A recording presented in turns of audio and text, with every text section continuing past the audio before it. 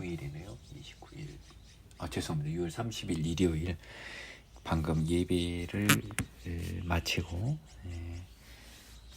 오늘 스가랴 말라기 오늘은 끝나는 날입니다. 제 계획상으로는요. 그리고 오늘 마지막 강의는 처음으로 저를 찾아오신 하나님을 만난 저희 분당 시범단지 아파트 1402호 동은 말해줄 수 없고요. 1402호에서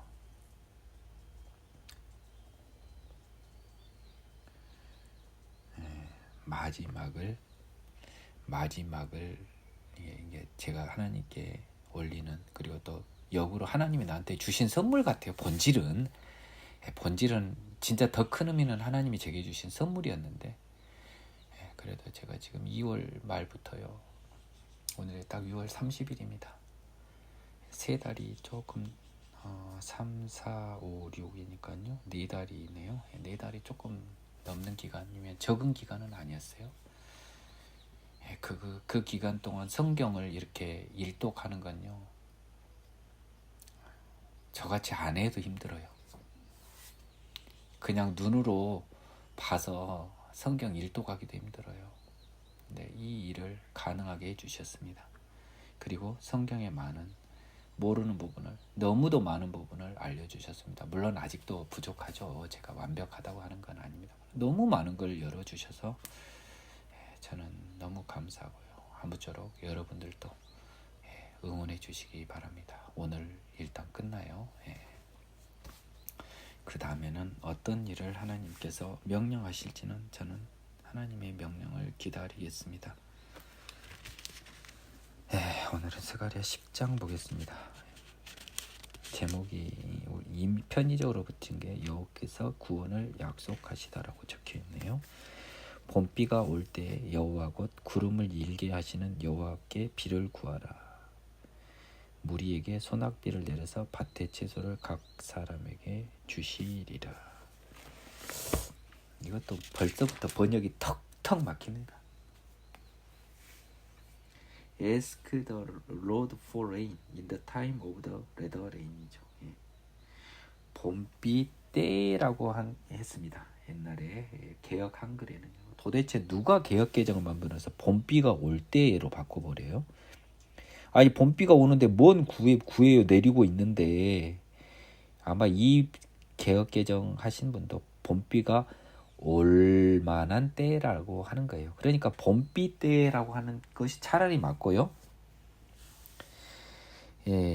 봄비가 필요한 때가 더 정확히 맞죠.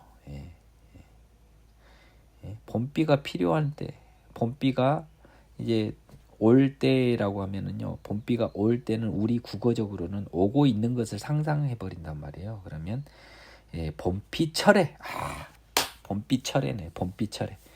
봄비철에는 여호와 곧 구름을 일게 하시는 여호와께 비를 구하라는 거예요. 봄비철에로 바꿔야죠.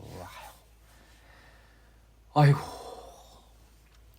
무리에게 그러면 소낙비를 내되 밭의 채소를 각 사람에게 소낙비를 줘요. 이거는 많이 필요 없나 봐요, 비가. 그래서 소낙비 줘서 채소를 자라게 해주시는 거죠.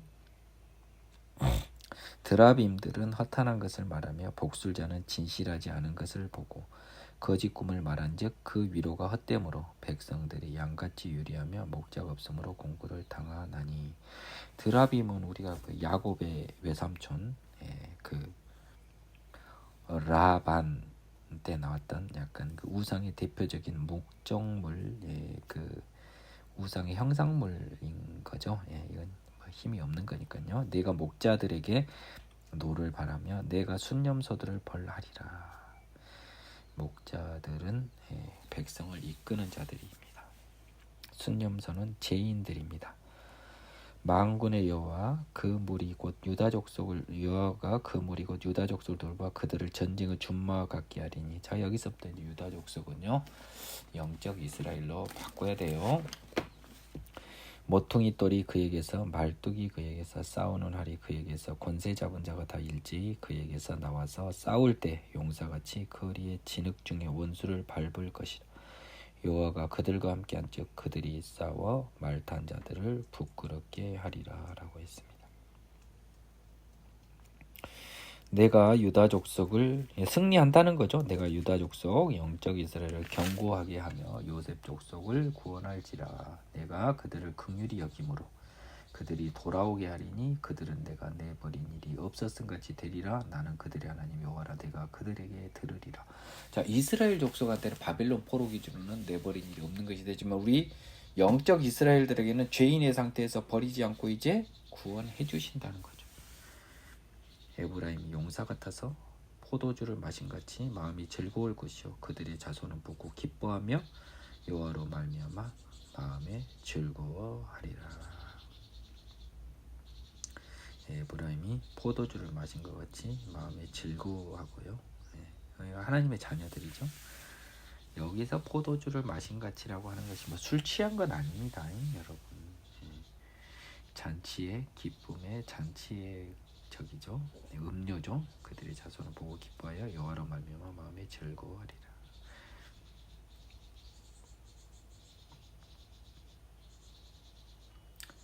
내가 그들을 향하여 휘파람을 불어 그들을 모을 것은 내가 그들을 구속하였습니다. 그들이 전에 번성하던 것 같이 번성하리라. 휘파람이 휘슬입니까? 뭐죠?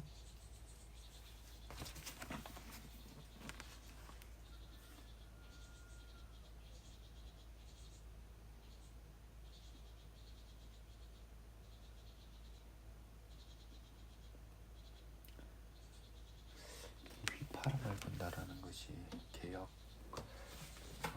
킹 제임스 버전에서는 확인이 안 되는데요. 한번 볼까요? 스가리라.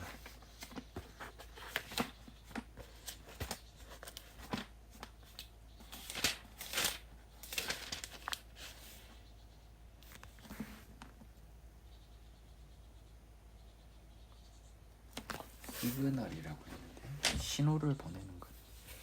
왜 휘파람같이 좀 저급한 말을 썼는지 제가 그래서 본 거예요. 네, 그들을 향하여 신호를 보내요. 그들을 모을 것은 내가 그들을 구속하였습니다. 그들이 전에 번성하던 것 같이 번성하리라라고 해서요. 네, 8절이죠.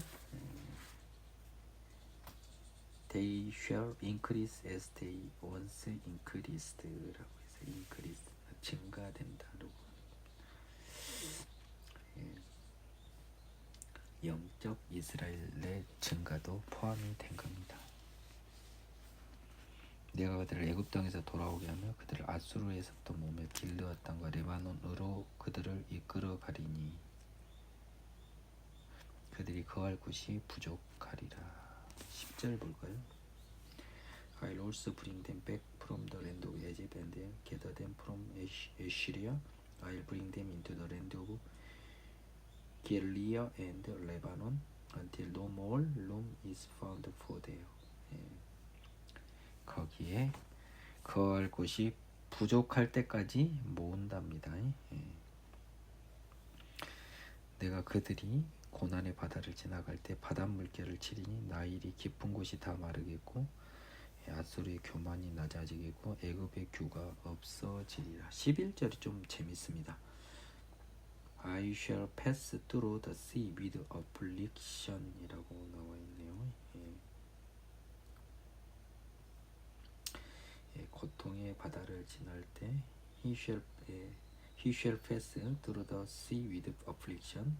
고통의 바다를 지날 때 and strike the waves of the sea. 바다의 파도를 strike 때리는 거죠. All the depths of the river shall dry up. 바다의 파도를 때리면은요 뭡니까? 바다를 치는 거잖아요. 그러면 바다는 갈라진다는 이 뭐죠? 출애굽의 그 느낌을 지금 다시 쓰고 있습니다. 그래서 나일 강도 마른다고 했는 거고요. 말아지는 거죠. 그러니까 영적 출애굽을 제가 이야기했지 않습니까? 그리고 아수르의 교만, pride of Assyria shall be brought down, and scepter of Egypt. scepter는 이제 규입니다. 규. 없어지는 거죠. 이 당시 이제 아수르와 애굽은 굉장히 큰 나라들입니다. 유다 기준으로요. 하나님의 나라 빼놓고 강대국 자체. 요즘 뭐하나 미국과 중국이 없어진다는 소리예요.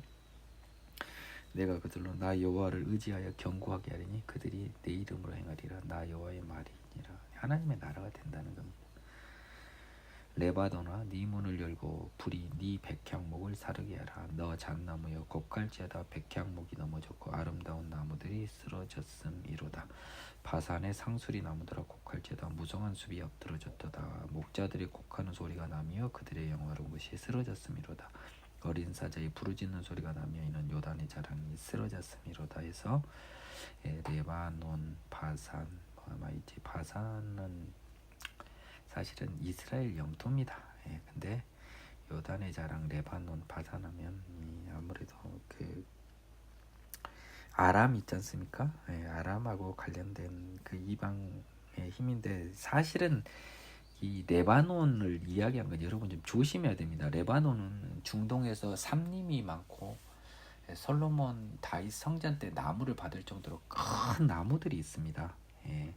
그리고 바산의 상수리 나무도요. 바산도 아마 나무들이 좀 있는가 봐요. 왜냐하면 예루살렘 쪽에 나무는 별로 없었을 것 같거든요. 상대적으로 더 적었을 것 같아요. 그래서 예루살렘이 아닌 다른 곳에 높은 나무들이 쓰러졌다라고 하는 것은 예루살렘만이 높아지는 것, 그걸 의미하는 것 같아요. 반드시 레바논, 바산을 말하는 게 아니고요. 또한 이런 나무들도 쓰러지고요. 목자들의 곡하는 소리가 나며 그들의 영화로운 것이 쓰러졌습니다. 이걸 한번 봐볼까요? 11장 3절.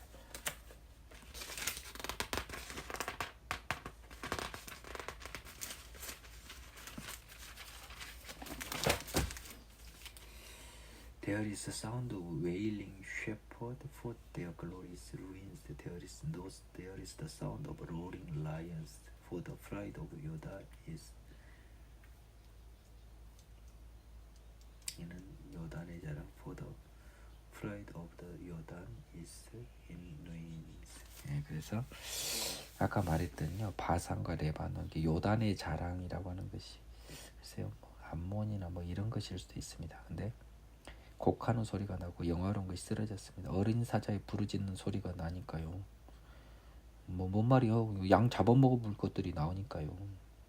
양들 다 잡아먹어버리는 거죠, 사자가. 그래서 요단의 자랑이 쓰러졌다는 겁니다. 여호와 나의 하나님 이르시되 너는 잡혀 죽을 양떼를 먹이라. 사들인 자들은 그들을 잡아도 죄가 없다 하고 판 자들은 말하기를 내가 부여하게 되었은즉 여호와께 찬송하리라고. 그들의 목자들은 그들을 불쌍히 여기지 아니하는도다. 잡혀 죽을 양떼인데요. 양떼를 산 사람들은 내가 돈 주고 샀으니까 죄가 없다고. 판자들은 말하기를 저것들 죽든지 말든지 나는 내가 돈 받았으니까 됐고. 여호와를 찬송한대요. 그리고 그것을 사고 팔고 할 때 그걸 관리하고 있는 목자들은 불쌍히 여기지 아니하는 거예요. 이게 잘 보세요. 지금 하나님은요 잡혀 죽을 양떼를 먹이라고 했습니다. 이거는요 이제부터는 이제 끝판 아닙니까? 지금 선지서에 죄로 멸망할 나의 자녀들을 너희들이 살려내라. 그들을 사들인 자는 잡아도 죄가 없고 판 자들은 내가 부여하게 된 즉 여호와를 찬송하리라 하고, 그들을 팔아버린 사람들은 뭡니까? 이거는 목자 이 뭡니까? 저기예요. 어떻게 보면 요즘으로 따지면 교회 사역자들이에요. 목회자들이에요. 사단에게 팔아버렸어요. 그들이. 그러면서 우리 교회는 부자가 됐으니까 하나님께 찬송하고 막 부흥했다고 떠들고, 이게 딱 현대판 교회하고 똑같네요. 그들을 사들인 자들은 그들을 잡아도 죄가 없다 하고, 이들은 이 사들인 자들은 사단이니까 우리가 관심을 가질 필요가 없습니다. 근데 판자들이 문제예요. 지는 돈 벌었으니까 하나님 오히려 찬송한대요. 아이고 우리 교회 부흥했네. 그들의 목자들은 그들을 불쌍히 여기지 아니합니다. 판자들이 그들의 목자였던 거예요. 사실은 그런 느낌이 딱 들잖아요. 여호와가 말하노라 내가 다시는 이 땅 주민을 불쌍히 여기지 아니하고 그 사람들을 그 이웃의 손과 임금의 손에 넘기니 그들이 이 땅을 칠지라도 내가 그들의 손에서 건져내지 아니하리라 하시기로.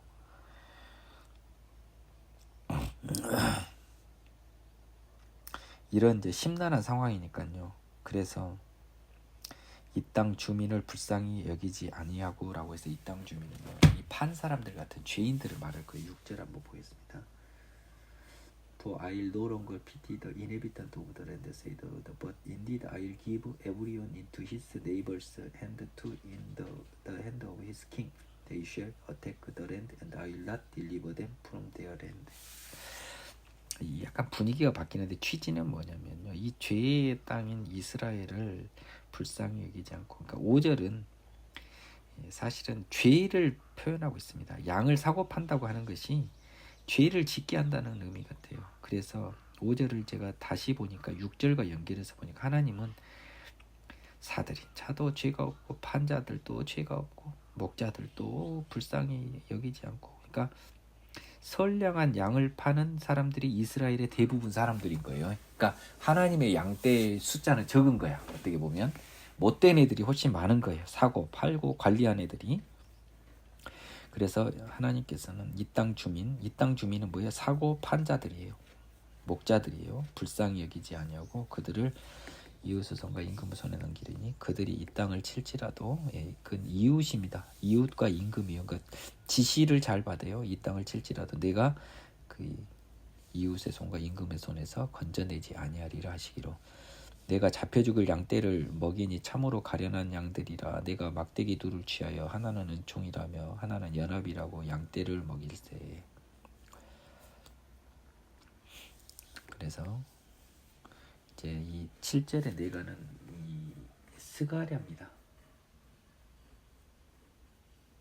그래서 이제 하나님 이제 결국 다 그 죄악 때문에 다 버려버린다고 했으니까,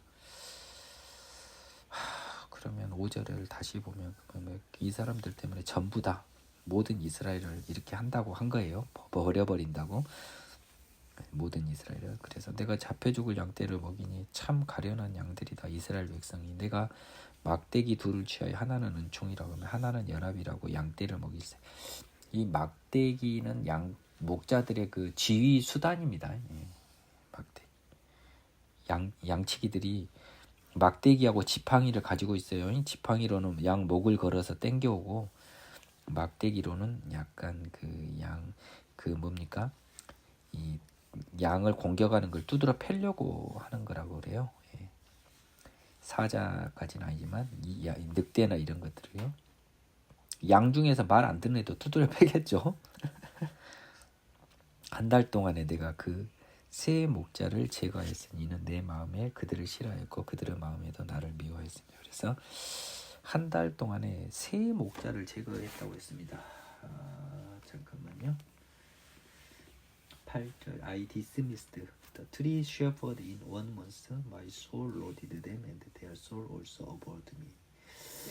그래서 세 목자를 제거했습니다. 이게 해고했다는 느낌이에요. 그래서 누군지는 몰라요. 근데 목자로서 부적절한 세 사람을 제거를 했습니다. 내가 이르되 내가 너희를 먹이지 아니하리라. 죽는 자는 죽는 대로 망하는 자는 망하는 대로 나머지는 서로 살을 먹는 대로 두리라 하고, 그 목자도 제거해버리고요. 내가 이르되 너희를 먹이지 아니하리라는, 양을 먹이지 아니한다는 거 아닙니까? Then I said I will not feed you. Let what is dying to die. 죽을 양은 죽고요. 망하는 거는 망하는 대로. What is perishing perish. Let those that are left eat others flesh. 나머지는 서로 살을 먹는 대로 두리라라고 했는데 그렇게 번역이 되나요? are left? 그렇네요. 서로의 살을 eat가 들어가 있네요. 먹는 대로 두리라고. 이에 은총이라고 하는 막대기를 취하여 꺾었으니 이는 모든 백성들과 세운 언약을 피하려 하였습니다. 그래서 내가 지금 이제 스가랴지 않습니까? 정황상으로는. 그래서 하나님의 은총이라고 하는 막대기를 꺾었습니다. 원래 양을요, 은총과 연합이라는 막대기로 지금 먹였지 않습니까? 근데 은총이라는 막대기를 꺾어버렸습니다. I took my step beauty and cut in two. 은총이 그 영어로는요 뷰티하고 잠깐만요 연합은 뭡니까? 네, 본스가 연합이라고 하는 것은 알겠는데 뷰티가 은총이라고 번역이 됐네요. 예.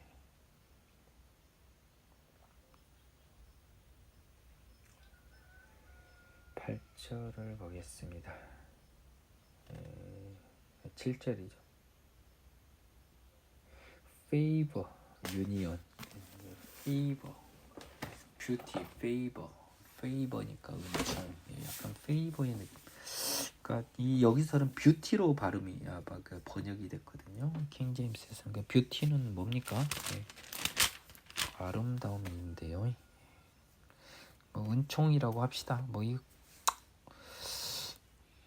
연합 은총. 예, 그랬습니다. 그래서 꺾었은 이는 모든 백성들과 세운 언약을 폐하려 하였음이라. 그래서 약간 빙의적으로 스가랴가 하나님의 빙의 된 느낌입니다. 그래서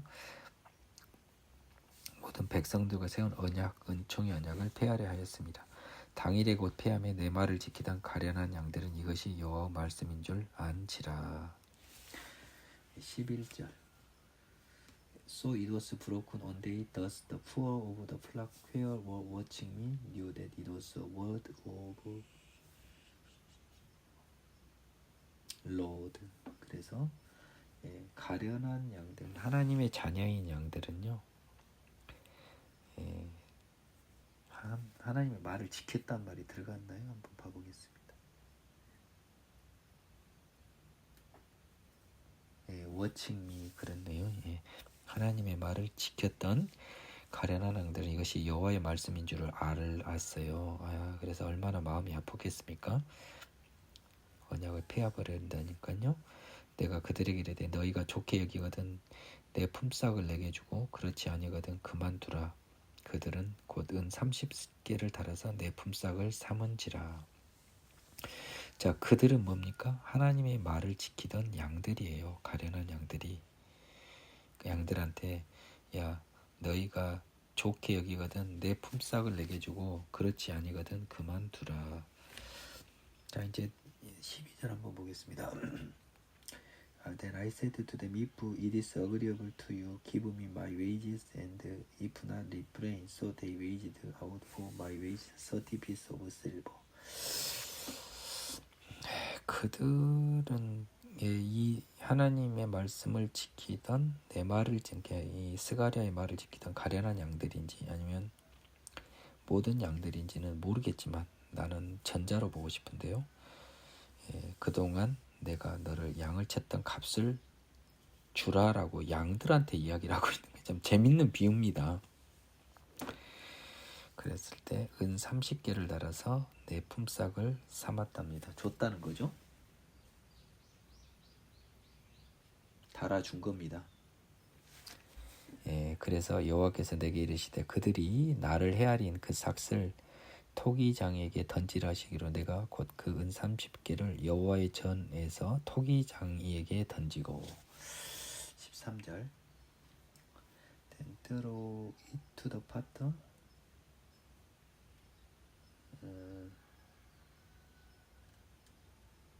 That princely price they set on me. So I took the 30 piece of the silver and threw them into the house of the Lord for the potter. 자, 하나님이요 그 삭을 토기장이한테 던지라. 그래서 여호와의 전에서 토기장에 던지고 내가 또 연합이라는 둘째 막대를 꺾었으니 이는 유다와 이스라엘 형제의 의리를 끊으려 함이었느니라. 이게 지금 그렇다면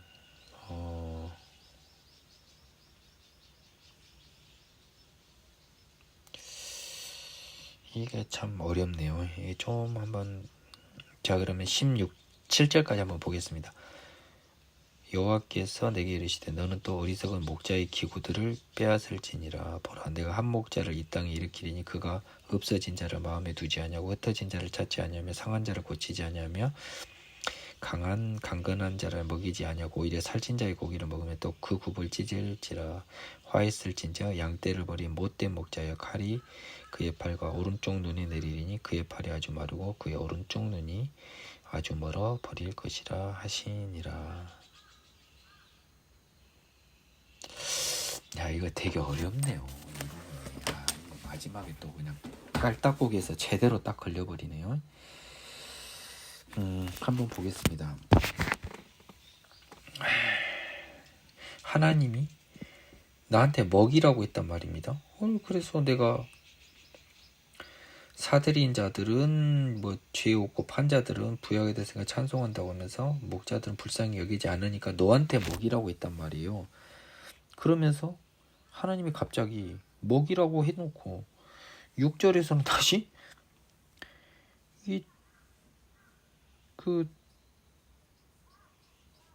뭡니까 이 땅 주민은 불쌍히 여기지 않아서 넘겨버립니다. 그래서 내가 잡혀 죽일 양떼를 먹이니 참으로 가련한 양들입니다. 이거는 이 4절의 명령에 따른 거잖아요. 그래서 막대기 둘로 해서 은총 연합이라고 한 다음에 한 달 동안 내가 그 세 목자를 제거하였으니 그 세 목자는 또 뭡니까? 8절. 그 세 목자는 우리가 어떻게 알아요? 어디가 세 목자? 잠깐만요. 사들인 자, 판자 아닌데요? 그 세 목자가 굉장히 중요한데요. 이게 성경에서 보여야 되거든요.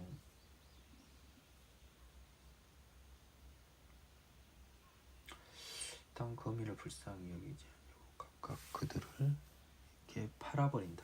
잠깐만요. The three shepherds in 1 month. For I no longer pity them, but indeed I give owners slaughter them and feel no guilty.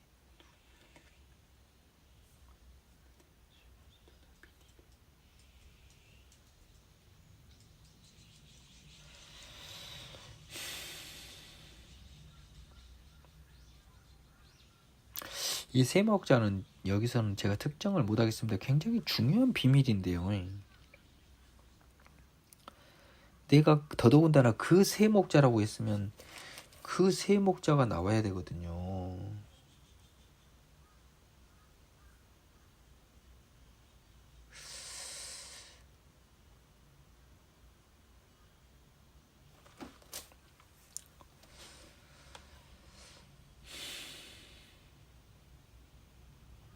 내가 너희를 먹이지 아니하리라.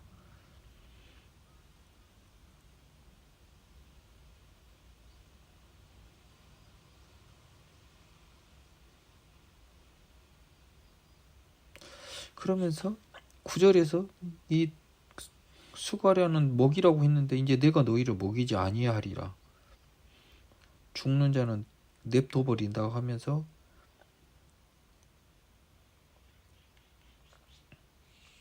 이 세 목자를 셰퍼드 맞나요? 8절이 얘들이 셰퍼드 맞거든요. 뭐 내버려버리고 은총이라는 막대기를 꺾었으니 모든 백성과 세운 언약을 폐하려 했습니다. 바로 당일에 곧 폐해버리니까 내 말을 지키던 가련한 양들은 이것이 여호와의 말씀인 줄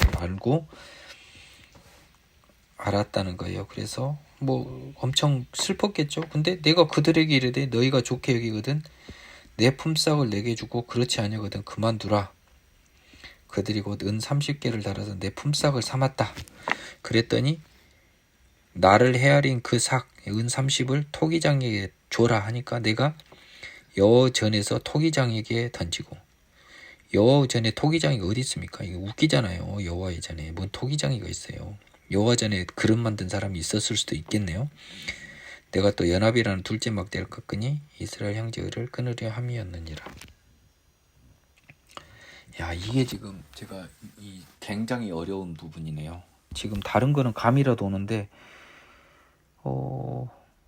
하나님 여호와 나의 하나님 이르시되 너는 잡혀 죽을 양떼를 먹이라. 개역 한글로 한번 보겠습니다.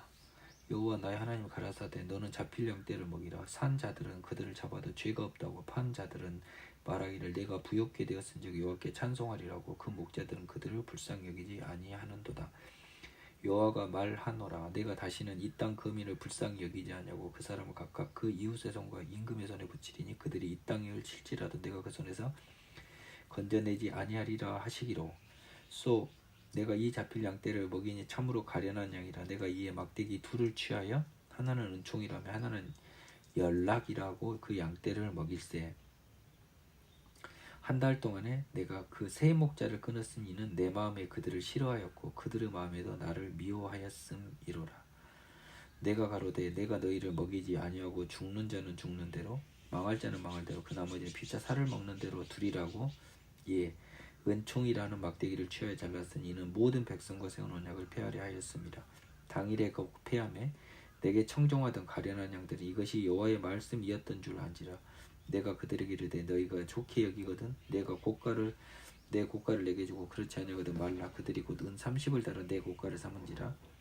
여호와께서 내게 이르시되 그들이 나를 헤아린 바 그 준 고가를 토기장에게 던지라 하시기로. 내가 곧 은 30을 여호와의 전에 토기장에 던지고 내가 또 연락이라는 그 둘째 막대기를 잘랐으니 유다와 이스라엘의 형제의 의를 끊으려 함이니라.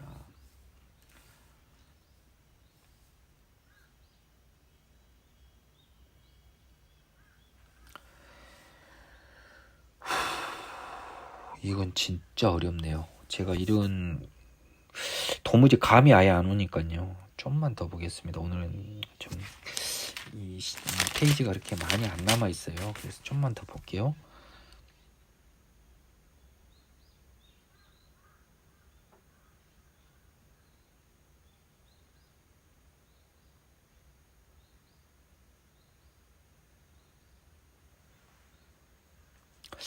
내가 그들을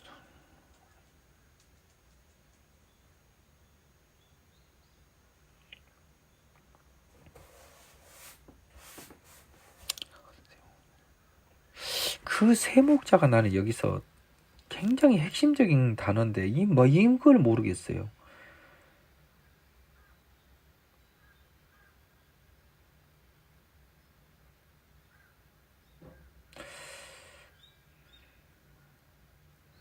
왜 목자가 3명이죠? 뜨리라고 돼 있단 말이며 뜨리 셰퍼드 그 트리 셰퍼스 인 온먼스 한 달 만에 3명의 목자를 제거했다.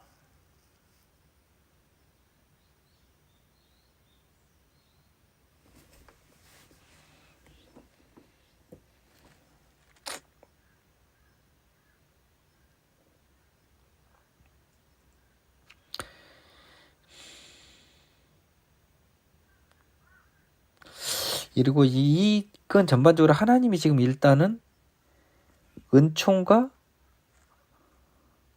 연합을 끄는 거거든요.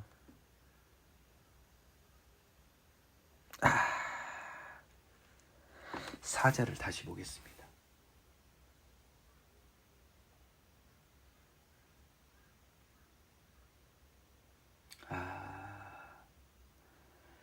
Thus say the Lord my God, feed the flock for slaughter. 여기서부터 잘못됐군요.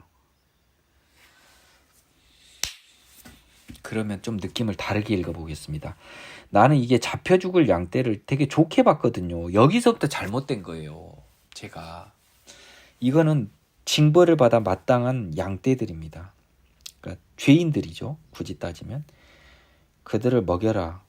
사들인 자들은 잡혀 죽을 양떼니까 잡아도 죄가 없다 하고요. 판자들은 말하기를 내가 부유하게 되었은즉 슬러터 다시 한번 보겠습니다. 도살 아닌데요. Feed the flock for slaughter. 도살당할 양을 먹이라. 죽을 운명이 있는 양을 먹이라. 여기서부터 들어가 보겠습니다. 사들인 자들은 이제 도살당한 양들은요 잡아도 죄가 없고 판자들은 부유하게 되었은즉 찬송하고. 양 고기 먹는 거 같아요. 예, 양 고기로 팔릴 양떼를 먹여라. 목자들은 고기로 팔 양들을 불쌍히 여기지 않는다. 여호와가 말하노라 내가 다시는 이 땅 주민을 불쌍히 여기지 않고 이렇게 한다. 내가 잡혀 죽을 양떼를 먹이니 참으로 가련한 양들이다. 어차피 죽을 양들인데 그래서 둘을 취하여 이렇게 은총이라 연합이라 먹이는데 한 달 동안에 내가 그 세 목자를 제거했으니 있는 내 마음에 그들을 싫어했고 그들의 마음에도 나를 미워하였음이라.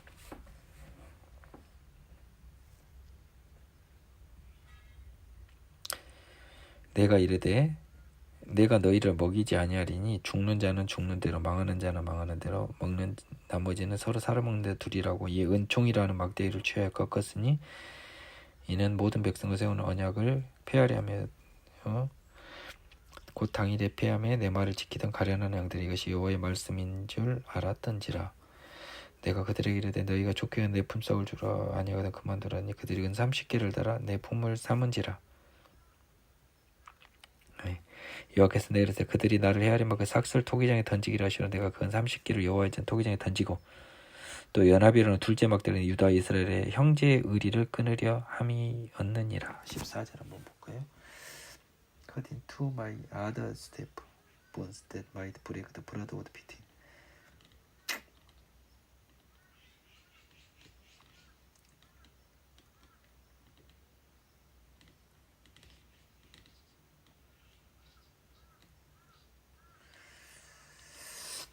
이거는 해석을 못 하겠네요. 오늘 이 부분의 해석은 제가 오늘 마지막 시간에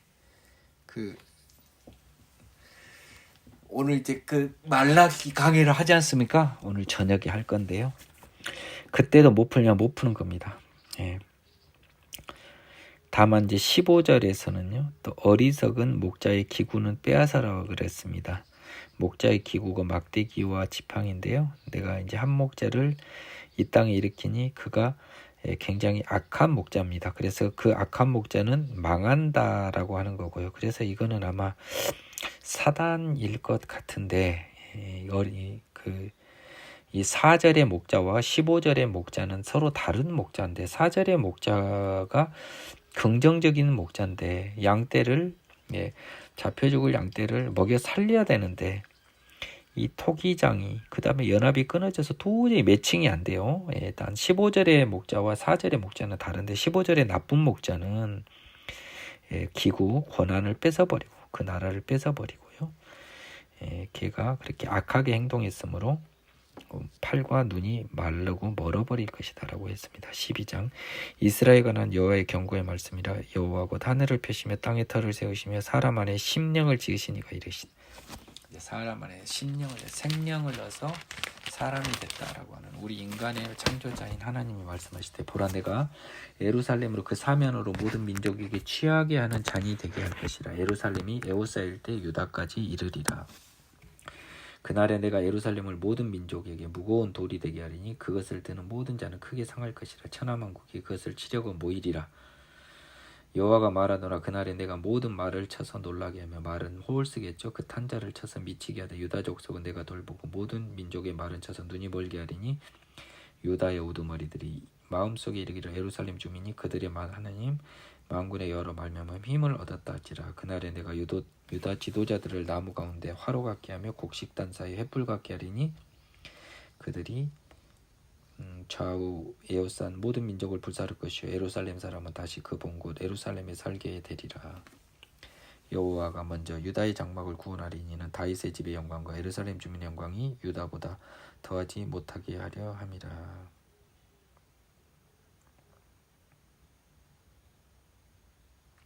그날에 여호와가 예루살렘 주민을 보호하리니 그 중에 약한 자가 그날에는 다윗 같겠고 다윗 족속은 하나님 같고 무리 앞에 있는 여호와 사자 같을 것이라. 예루살렘 치로는 이방 나라들은 그날에 내가 멸하기를 힘쓰리라 라고 해서 영적 이스라엘의 회복에 관한 그냥 좋은 말입니다. 뭔 말이에요? 예루살렘으로 모든 민족을 취하게 하는 잔이 되게 한단 말은 예루살렘이 승리자고 다른 사람은 취해서 다 쓰러져 죽는 거잖아요. 예루살렘이 에워싸일 때 유다까지 이르리라. 2절 한번 보겠습니다. When they siege against Judah and Jerusalem. Behold, I'll make Jerusalem a cup of drunkenness to all the surrounding peoples. when they lay siege against Judah. 벌써 이상하잖아요. 해석이. 말이 안 되는 해석을 해놨잖아요. 이게 좀 헷갈리긴 한데 이렇게 해석하면 되겠습니다. 그저 취하게 하는 잔 모든 민족이 있잖아요. 모든 민족이 예루살렘과 유다를 에워쌌을 때 내가 예루살렘으로 하여금 그들을 취하게 하는 잔이 되게 한다. 이 모든 민족이 포위했어요. 유다 예루살렘을. 근데 그들을 취하게 하는 잔이 돼서 이겨버린다는 거죠. 죽여버린다는 거죠. 그래 예루살렘이 칩니다. 승리자가 됩니다. 이 예루살렘을 공격하는 말과 말탄자를 다 미치게 하다라는 건 위드 컨퓨전이라고 하는데 매드니스, 혼란, 놀라고 그러니까 아무튼 이 군대의 능력을 상실시켜 버리는 거잖아요. 눈이 멀어버리고요. 그래서 결국 예루살렘의 주민들이 여호와로 말미암아 힘을 얻었다라고 고백할 거라는 거죠. 그래서 이들은 불처럼 다 살라버린답니다. 모든 민족을. 그래서 예루살렘 사람이 그 본 곳 예루살렘에 산다라고 하는 것은요. 하나님의 자녀가 영적 예루살렘으로 봐야 합니다. 7절 한번 볼까요? 여호와가 먼저 유다 장막을 Lord will save the tents of Judah first so that the glory of house of David and the glory of the inhabitant of Jerusalem shall not become greater than the of Judah. 유다의 장막을 먼저 구하는데요. 다윗의 집의 영광과 예루살렘 주민의 영광보다도 유다의 장막을 더 먼저 앞세웠습니다. 왜 유다의 장막? 여기서 유다는 그 다윗과 예루살렘이요 유다인데 여기서 유다의 장막은요 요셉의 아들 중에 유다의 장막이에요. 그래서 이 유다는 또 사실은 다윗의 선조잖아요. 그렇잖아요. 그러니까 이 유다 장막을 구원한다라고 하는 이것이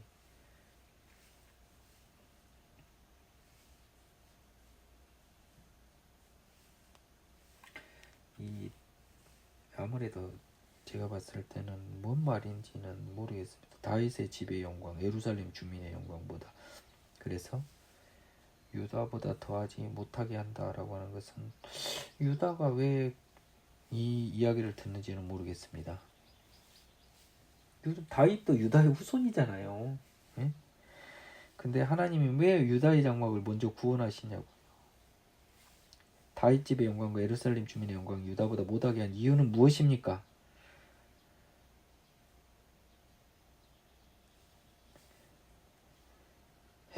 약한 자도 다윗 같겠고 하나님 앞에 사자 같을 것이라 이방은 다 명한다는데 이게 참 어렵네요. 이거는 7절도 보류하겠습니다. 그 이유는 잘 모르겠어요. 10절 내가 다윗 집과 예루살렘 주민에게 은총과 간구하는 심령을 부어주리니 그들이 그 찌른 바 그를 바라보고 그를 위하여 애통하기를 독자를 위하여 애통하듯하며 그를 위하여 통곡하기를 장자를 위하여 통곡하듯 하리라. 10절도 또 무섭네요. 지금 12장 10절이죠.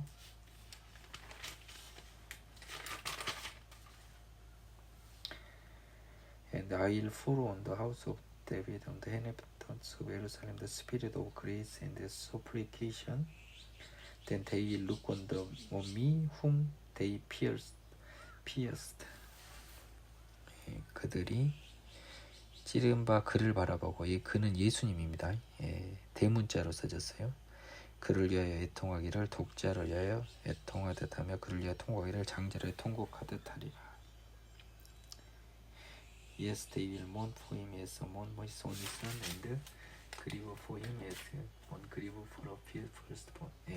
예수님입니다. 대문자로 써졌습니다. 그날에 예루살렘에 큰 애통이 있으리니 무기독을 짝이야 하다드림 문의 애통과 같을 것이라. 그래서 예수님이 죽은 그날 큰 고통이 애통이 있습니다. 온 땅 각 족속이 따로 애통하되 다윗 족속이 따라오고 그들 아내들이 따라오며 나단 족속이 따라오고 그의 아내들이 따라오며 레위 족속이 따라오고 그의 아내들이 따라오며 시므이 족속이 따라오고 그의 아내들이 따라오며 모든 남은 족속도 따로 하고 그의 아내들도 따로 하리라. 이 애통한다, 찌른 바에 대해서 애통한다. 아무리 봐도 이게 나는 회개와도 관련이 된 것 같아요. 회개라고 봅니다. 애통한다는 것이요. 그를 위하여 애통하고 독자를 애통하다. 그를 위하여 애통하는 것은 단순히 그 슬퍼한 것뿐만 아니라요, 회개한 것까지도 포함한 것 같다고요. 지금 이거는 예수님이에요. 그날에 죄와 더러움을 씻는 셈이 다윗의 족속과 예루살렘 주민을 위하여 열리리라. 그래서 예수의 죽음을 통해서 그날에 그가 찌른 그날 더러움을 씻는 셈이 열린답니다. 굉장히 중요한 말입니다. 만군의 여호와가 말하노라. 그날에 내가 우상의 이름을 이 땅에서 끊어서 기억도 되지 못하게 할 것이며 거짓 선지자와 더러운 귀신을 이 땅에서 떠나게 할 것이라. 사람이 아직도 예언할 것 같으면 그 낳은 부모가 그에게 이르기를 네가 여호와의 이름을 빙자하여 거짓말하니 살지 못하리라고 낳은 부모가 그가 예언할 때 칼로 그를 찌르리라. 우상을 따라 예언한다고 하는 거죠. 그러면 그 부모마저 그를 용서하지 않을 것이다. 그날에 선지자들이 예언할 때 그 환상을 갖기에 부끄러울 것이며 사람을 속이려고 털 옷도 입지 아니할 것이며 그날은 이제 모든 것이 죄사함이 돼버리는 거예요. 죄사함이 없어져 버린 그날에는 여기 한번 봐보십시오. 2절에서 우상도 기억된다고. 거짓 선지자도 없어졌습니다. 그래서 우상이 없어져서 거짓 선지자도 없어지고 더러운 귀신이 없어서 예언하는 우상에 따라 예언하는 부모가 죽여버리고 거짓 선지자 예언할 때 부끄러워할 것이고 일부러 그럴싸하게 털옷 입고 예언하고 요즘 목사들도 뭔 가운 그렇게 더러운 자들이 있고 막 설치는 사람 많아요. 말하기를 나는 선지자가 아니요 나는 농부라. 내가 어려서부터 사람은 정욕나라 할 것이요. 고백하는 거예요. 나 사실 하나님의 사람 아니다. 나 장사꾼이다. 어려서부터 돈의 노예였다라고 고백합니다. 이제 이 사람들. 어떤 사람이 그에게 묻기를 네 두 팔 사이에 있는 상처는 어찌 됨이냐면 대답하기를 나의 친구의 집에서 받은 상처라 하리라. 뭡니까? 나의 친구는 죄인이죠. 두 팔 사이에 있는 상처. 마음의 죄인의 인이죠. 인. 이거는 나의 친구의 집, 악인들의 집, 죄인의 인이다라고 자백한다는 겁니다.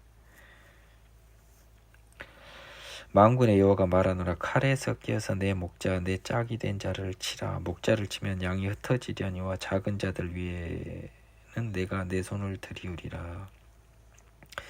만군의 여호와께서 또 갑자기 말씀하는데 칼아 끼어서 내 목자 내 짝된 자를 치라. 목자를 치면 양이 흩어지려니와 작은 자들 위에는 내가 손을 들이우리라. 이 말이네요. 또 똑같은 말입니다. 그래서 내 목자 내 짝된 자 예수님일 것 같은데요. 7절 한번 보겠습니다. My shepherd against the man who is my companion. The man이 대문자로 되어 있거든요. 그래서 예수님입니다. 아니나 다를까 내 짝된 자를 치라. 그러면 양이 흩어지려니와 그래서 그때 그죠 베드로랑 도망가 본 거 이거 비유했던 거 있죠. 작은 자들 위에는 내가 손을 들이우리라. 하나님의 자녀들에게는 하나님이 손을 들이운답니다.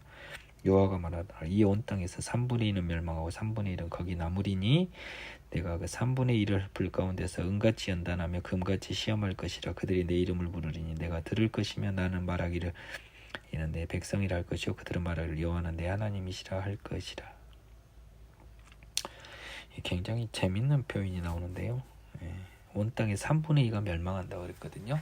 3분의 1은 거기서 남고 3분의 1을 연단하여 금같이 시험할 것이다. 그들은 내 이름을 부르리니 내가 들을 것이며 나는 말하기를 이는 내 백성이라 할 것이요 그들은 말하기를 여호와는 내 하나님이라.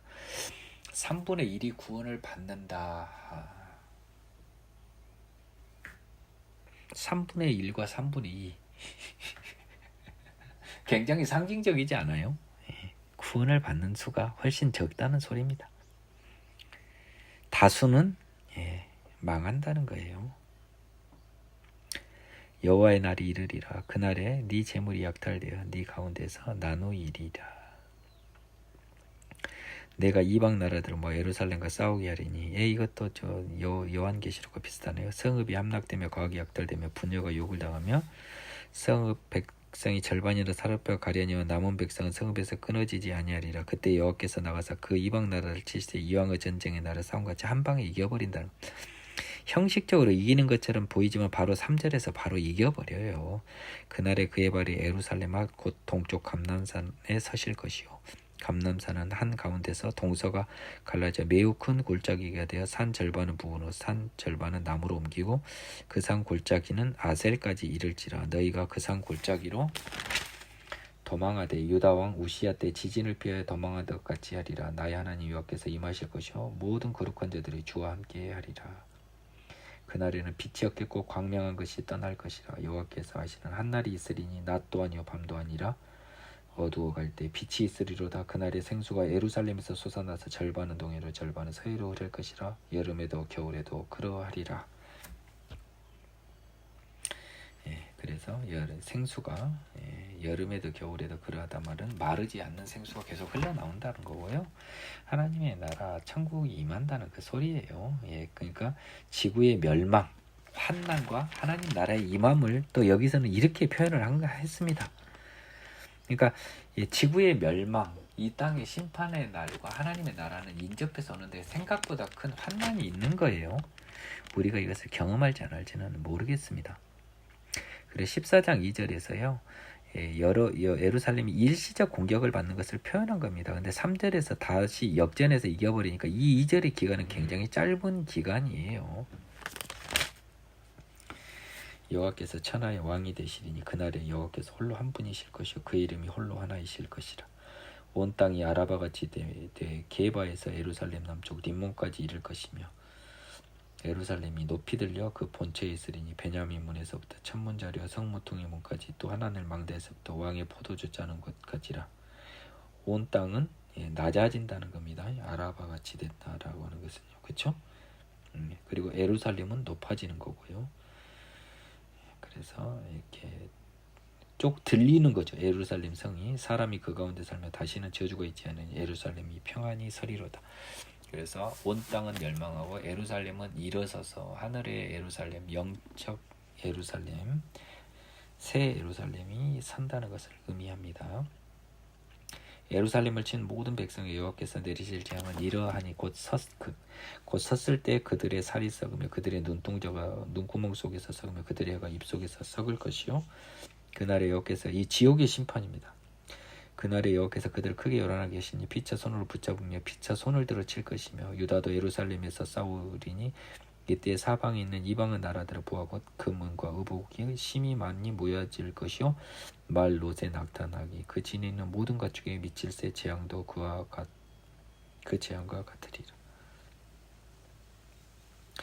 여호와께서 손으로 친다는 것 아닙니까? 요란하게 하시니 피차 손으로 붙잡으며 피차 손을 들어 그들끼리 치고 유다도 예루살렘에서 싸우리니 이때 이 사방에 있는 이방 나라들을 보아 금, 은, 의복이 심히 많이 모여질 것이고, 그러니까 유다도 하나님과 함께 싸운다는 거잖아요. 예루살렘에서.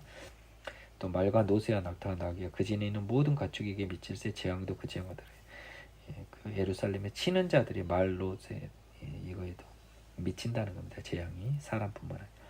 예루살렘을 치루었던 이방 나라들 중에 남은 자가 해마다 올라와서 그 왕 만군의 여호와께 경배하여 초막제를 지킬 것이라. 예루살렘을 치렀던 이방 모든 사람에게 아니라 남은 자, 선택받는 자겠죠. 그래서 하나님의 자녀로 돌아온 사람들은 여호와께 경배하며 초막제를 지킬 것이라.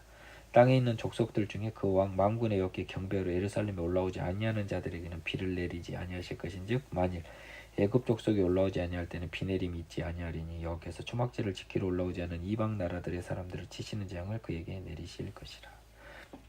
애굽 사람이나 이방 나라 사람이나 초막제를 지키러 올라오지 아니하는 자는 벌을 받을 벌이 그러하니라. 그날에는 말방울까지 여호와께 성결이라 기록될 것이라. 여호전에 있는 모든 솥이 제단 앞 주발과 다름이 없을 것이니. 여호와 전에 있는 모든 솥이 제단 앞 주발과 다름이 없다라고 하는 것은 다 성결하다는 거겠죠. 유다의 예루살렘과 유다의 모든 솥이 만군의 여호와 성물이 될 것인즉 제사 드리는 자가 와서 이 솥을 가져다 그것으로 고기를 삶으리라. 그날에는 만군의 여호와 전에 가나안 사람이 다시 있지 아니하리라 라고 이야기를 했는데요. 요것은 조금 어렵습니다. 요것도 이제 결국은 하나님 나라인데 이 보면은 우리가 조금 이해하기 어려운 부분들이 좀 많아요. 왜 초막절이 나와요? 이 초막절이 뭐죠, 여러분? 근데 요것이 의미하는 바가 초막절은 우리가 광야 생활, 애굽에서 나와서 광야 생활에서 하나님의 힘만으로 살았던 것을 기념하는 날이에요. 그러니까 출애굽을 생각하는 게 사실은 초막절이에요, 여러분. 착각하지 마세요. 광야 생활만이 아니고 출애굽을 생각하는 게 초막절이라고요.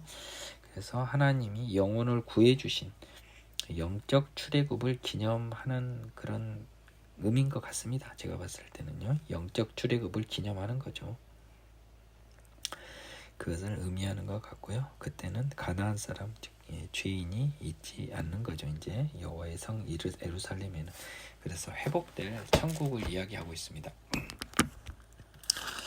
다만 오늘 이제 이렇게 해서 스가랴서를 마쳤는데요. 이 스가랴서에서 특히 이 두 목자에 대해서는 제가 너무 찜찜해서요. 시간이 한 5분 남아서 인터넷에서 두 목자를 한번 찾아보겠습니다. 스가랴 두 목자. 내가 모르니까요. 그리고 제가 죄송한데 예습 안 하고 그냥 집중이 안 돼요. 그냥 이 강의할 때만 집중을 하는데 스가랴의 두 목자를 한번 찾아보겠습니다.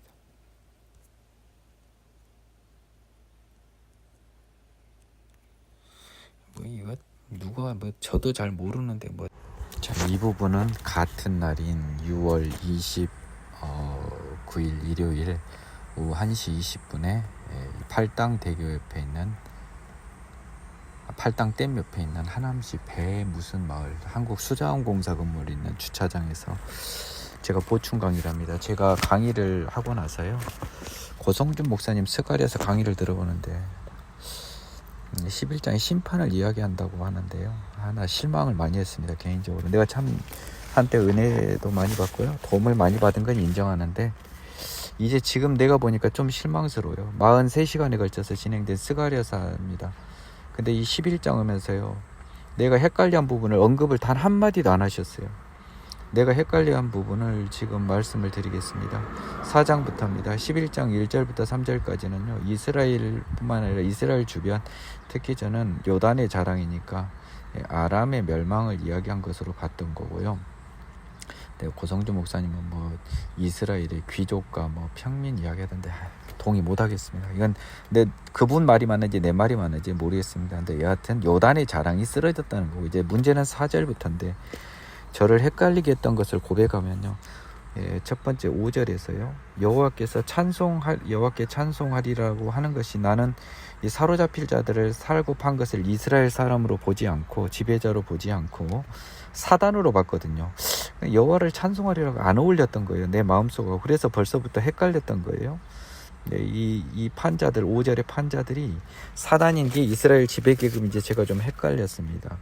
두 번째로 이제 일관되지가 않은 거예요. 하나님의 태도가요. 자 봅시다. 불쌍히 여겨서 먹이라고 한 것은 불쌍히 여긴 거잖아요. 4절 5절에는. 그런데 6절에서 갑자기 불쌍히 여기지 않아 버려요. 근데 7절에서는 또 나는 잡아 이 양떼를 먹입니다. 그래서 이 여호와의 태도가 일관성을 약간 상실하는 느낌이 있습니다. 이 성경 기재 그 자체로요. 그 다음에 무엇보다 나를 힘들게 했던 건 그 세 목자를 누군지 모르겠는 거예요. 그 세 목자, The Three Shepherds를 제가 모르겠는 거예요. 이러니까 제가 이 꼼짝달싹을 못하는 거죠. 그리고 나서 또 이 은품삯 이야기하고 또 연합 무리를 또 끊어버리고 이게 아주 헷갈리는 거예요 지금. 근데 고성준 목사님은 이 43시간을 통해서 그러니까 43회 걸쳐서 스가랴를 강의하면서 방금 제가 말한 부분 있지 않습니까? 세 목자 8절 한마디도 언급 안 나오시더군요. 그분도 그냥 못된 목자라고만 넘어가시더라고요. 이게 과연 못된 목자인지 의문입니다. 두 번째 12절부터요 14절까지 아예 언급을 안 했어요. 아예 언급을 안 하더라고요. 난 이것 때문에 지금 내가 멘붕이었는데 8절, 12절, 13, 14절 때문에 제가 어려움을 겪고 있는데 단 한마디 이야기도 않고 뭔 시편 이야기, 뭔 이야기만 잔뜩 하시더라고요. 그분이 서울대 수학과 나오신 분이에요. 성경 공부를 얼마나 많이 하셨어요. 모르시는 거예요. 모르면은 모른다고 하는 게 나는 맞지 않나 싶어요. 저는 분명히 이제 모른다는 이야기를 했습니다. 그래서 이제 그분마저도 이렇게 넘어가시니까 또 제가 지나칠 수가 없잖아요. 저도. 근데 제가 전번에 그 마태복음 27장 관련해서 두 분의 목사님한테 제가 아쉬움을 토로했습니다.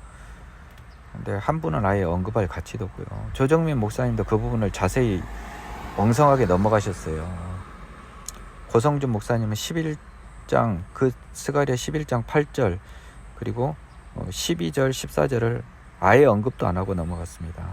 다른 무슨 뭐 시편이라든지 뭐 다른 이야기는 많이 하셨는데요. 제가 말씀드린 건 이거예요.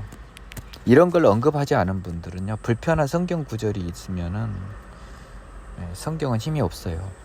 성경은 무조건 옳아요. 다만 우리가 이해를 못하는 거예요. 그런 부분들을 우리가 반드시 인정을 해야 돼요. 그러한 사람에게만 성경은 힘이 있습니다. 그래서 어쩔 수 없이 의지할 사람이 없더라고요. 고성준 목사님도 이것을 넘어가 버리는데 어떡합니까? 제가 제 나름의 방식으로 지금 상당히 한 30분에서 40분 공부를 해봤는데요. 성경만 보고요. 그러니 얼마나 한계는 있겠습니까? 하지만 저는 이 부분을 풀어줘야 될 것 같아요. 근데 시도는 해봐야 될 것 같아요. 이게 굉장히 애매합니다. 첫 번째, 내가 그 당초 강의에서요, 아무리 봐도 예수님이 빙의된 것 같다고 제가 그랬지 않습니까? 이 스가랴인데 나는. 그래서 여기서의 나는 예수님이 맞습니다. 스가랴로 빙의된 예수님이에요. 근데 여기서 딱 한 절이 우리를 헷갈리게 합니다. 내가 다시는 이 땅 주민을 불쌍히 여기지 아니하리니 6절 부분입니다. 4절하고 대치되잖아요. 잡혀 죽을 양떼를 먹이라고 하셨으면서 6절이 그러니까 약간 순서가 두루마리 속에 순서가 뒤바뀐 건지 아니면은 이 예수님이요, 내가 봤을 때는 그 두 번에 걸쳐서, 즉 우리 초림의 한 것뿐만 아니라 사실상 이 두 번에 걸쳐서 양떼를 먹이신 것으로 추측을 해볼 수도 있습니다. 그리고 이 은총과 연합에 대해서요, 여러분이 굉장히 중요해야 돼요. 은총과 연합은요, 여기서 제가 오늘 전해주고 싶은 핵심적 메시지예요. 은총과 연합이 깨집니다. 은총은 이스라엘, 육적 이스라엘에 대한 은총이고요. 연합은 하나님 예수님과 이스라엘, 유다의 연합입니다. 그래서 14절요. 내가 연합이라고 하는 둘째 막대기를 꺾으니는 유다와 이스라엘 형제의 의리를 끊으려 함이라는 것은 유다와 이스라엘을 끊는 게 아니고 나와 유다와 이스라엘의 브라더후드를 끊는 거예요. 나와 유다 이스라엘의 형제를 끊는 겁니다. 그리고 은총,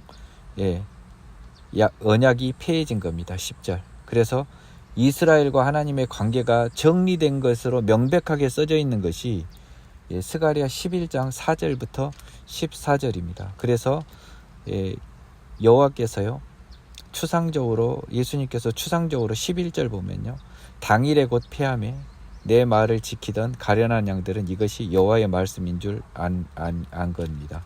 그래서 이스라엘 민족들 중에 여호와의 말씀을 듣던 자들은 하나님과의 은총이 끊어진 걸, 자기들과의 관계가 끊어진 걸 압니다.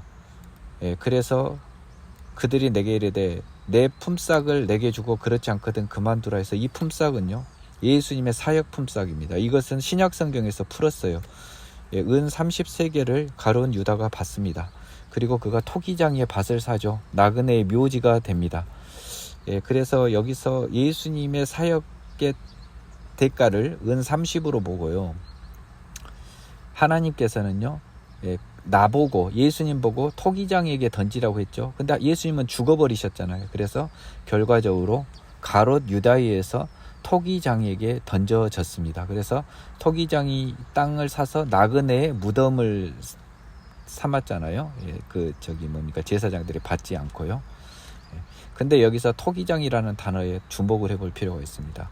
우리는 토기장이를 하나님을 비유하는 걸로 많이 썼어요. 토기장이가 토기를 마음대로 만들 권한이 없냐라는 그 표현 아시죠? 그래서 그 싹을 하나님에게 준 것으로 보여집니다. 하나님에게 줬고요. 그것에 대해서 예수님은 모든 권세를 던지라고 되어 있지만 모든 권세를 받은 게 아닌가. 그래서 토기장이는 오히려 하나님의 느낌이 있습니다.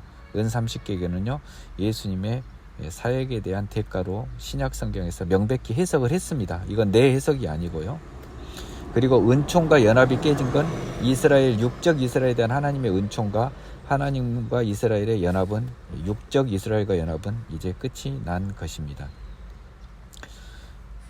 그래서 이 4절부터 그럼 9절까지는 뭐냐면요, 하나님이 먼저 육적 이스라엘을 구원하려고 했습니다. 근데 뭡니까? 한 달 동안 내가 그 세 목자를 제거했으니 이는 내 마음에 그들을 싫어했고 그들의 마음에 나를 미워했어. 이게 굉장히 중요한데요. 나는 여기가 그 세 목자라고 하는 것이요, 한 달 동안이 이것이 우리를 헷갈리게 하지만 참 어렵지만 나쁜 목자가 아니에요. 왜냐하면 9절에서 내가 너희를 먹이자 아니라, 왜냐하면 죽는 자로 내버려 두리라 하는 것은 뭐냐면요, 그들이 나를 싫어했고 그들의 마음에도 나를 미워했는 것은요, 새 목자가 싫어한 게 아닙니다. 양떼들이 나를 싫어한 거예요. 그래서 내가 목자를 그냥 쉬게 해버린 거예요. 돌볼 필요 없게. 목자가 잘못해서 되게 한 게 아니에요. 왜냐하면 그들이 잘못했으면 나라도 잘 키워야 되잖아요. 근데 9절에서 냅둬버리기로 했잖아요. 내가 너희들 죽는 대로 냅둬버린다고. 그렇기 때문에 이 세 목자는 이스라엘을 위해 하나님이 임명한 세 목자인데 아마도 모세라든지 몇몇 목자들이 포함되어 있을 것 같습니다. 제 추측입니다. 그래서 그들을 아니면은 이것을 이 성부, 성자, 성령 하나님으로 볼 수도 있어요. 정말 진짜 또 오버해서 보면. 아무튼 긍정적인 목자라고요. 그들을 제거했습니다. 왜냐하면 그들이 하나님을 싫어한 거예요. 그런데 냅둬버린 겁니다. 그래서 이스라엘에 대해서 은총을 꺾어버린 거죠. 그러니까 하나님의 진정한 자녀들은 이거 하나님이 말씀이 안 거예요. 그래서 이 하나님의 자녀들에게 너희가 좋게 여기다 내게 품삯을 주고 그렇지 아니하면 그만두라라고 한 겁니다. 그래서 하나님의 종들은 예수님의 그 사역에 대한 품삯으로 상징적 개념의 은 30세겔을 예수님의 품삯으로 본 거예요. 결국 은 30겔이 결국 하나님의 사역에 대한 우리 인간적 기준의 대가인데, 이건 어마어마한 가치죠. 그냥 표현적으로만 나왔지. 그래서 이 30세겔이 하나님에게 다시 전해지는 겁니다. 토기장인 하나님에게. 그리고 하나님과 예수님과 이스라엘의 육적 이스라엘의 연합은 끊어지는 겁니다. 이것이 은총과 연합에 관한 제 해석입니다. 육적 이스라엘에 대한 은총과, 즉 언약이 폐기됐죠. 그리고 연합 끝났습니다. 그리고 하나님의 십자가 사역에 대한 품삯은 은 30세겔로 비유되었고 그것은 온전히 하나님께 바쳐진 바, 토기장인 성부 하나님께 바쳐진 바 되었습니다. 이 육적 이스라엘은 하나님으로부터 기회를 받았습니다. 그래서 은총과 연합으로 먹였는데, 심지어 열심히 키웠는데 그들의 마음에 나를 미워함으로 내가 목자를 해고해버렸어요. 야, 일하지 말아줘. 쓸데없는 애들한테 죽게 내버려 두라 라고 했다라는 것입니다. 저는 이 11장 4절부터 15절을 이렇게 해석합니다. 하나님은 4절 5절에서 가엾게 여기셔서 불쌍히 여기셔서 먹이라고는 했습니다. 근데 그 뒤로 이 사람들이 6절이 좀 약간 생뚱맞긴 하지만 다시 불쌍히 여기지 않고 그 이웃에 넘기리니 건져내지 아니하리라 이거하고요. 7절, 8절, 9절 있지 않습니까? 6절과 7절, 8절, 9절은 사실은 병렬적 관계로 놓으면요, 시간적 선으로 놓지 않고요, 하나님의 이 결단과 7절, 8절, 9절 다음에 6절이 나오는 게 맞아요. 7, 8, 9절 다음에 6절이 나오고, 또 6절은 병렬적으로 나올 수 있는 건 6절은 여호와의 기준, 7절, 8절, 9절은 예수님 기준입니다. 그러니까 똑같이 6절에서는 여호와 하나님이 이스라엘에 대해서 심판 선언하고요. 7, 8, 9절은 예수님이 육적 이스라엘에 대한 심판을 선언한 겁니다. 그래서 10절에서 드디어 은총의 막대기는 꺾이고 11절 예수 사역이 나와서 예수 사역으로 이제 영적 이스라엘이 하나님과 연합하게 되기 때문에 예수가 먼저 사역에 대한 대가를 받아서 하나님께 온전히 드렸습니다. 그래서 예수님은 당초 약속된 영광을 누리시게 되었던 것이고요. 그 결과 예수님과 하나님과 육적 이스라엘의 연합은 끝내게 되는 복음의 세계로 들어온 것을 설명하고 있는 것 같아요. 저는 다른 목사님들 중에 이거 설명한 사람 본 적은 없습니다. 본 적은 없고 볼 수 없을 것 같아요. 고성준 목사님 제가 참 좋아하고 정말 공부 많이 하신 분이고 지혜가 많으신 분이거든요. 그분이 그냥 지나치셨어요. 나는 그분이 왜 지나치셨는지는 모르지만 저는 성경의 모든 말씀은 1.1획도 틀림이 없다고 봅니다. 성경의 모든 말씀이 1.1획도 틀림이 없다고 믿는 그 힘이 바로 나를 천국으로 인도하신 하나님의 말씀을 믿는 그 믿음의 가장 큰 근거입니다. 마지막으로 헷갈릴 부분 6절과 7, 8, 9절은 병렬적 관계다. 7, 8, 9절 뒤에 6절이 나와도 상관이 없다. 다만 6절은 하나님 기준 심판, 7, 8, 9절은 한번 찬스를 받은 이스라엘에 대한 예수님 기준의 심판, 하나님 기준의 또 다른 심판이라고 볼 수도 있습니다. 근데 예수님 기준의 심판. 그리고 10절에서 드디어 하나님과 이스라엘이, 육적 이스라엘이 온전히 은총이 폐해서 언약이 폐해졌고요. 그래서 그 언약, 구언약이 폐해지면서 새 언약, 예수 그리스도가 온 것이 나옵니다. 그리고 예수 그리스도는 12절에 그 사역을 다 한 거고요. 13절에서 예수 그리스도는 하나님께 그 모든 사역의 대가를 바침으로써 결과적으로 모든 하나님으로부터 권한을 위임받게 되는 근거가 됩니다. 따라서 14절 하나님과 육적 이스라엘과 연합은 이제 끝났습니다. 이상입니다. 여러분 스가랴서 마지막 부분에 이런 도전을 받았고요. 나름 하나님의 은혜 속에서 제 나름대로 해석을 했습니다.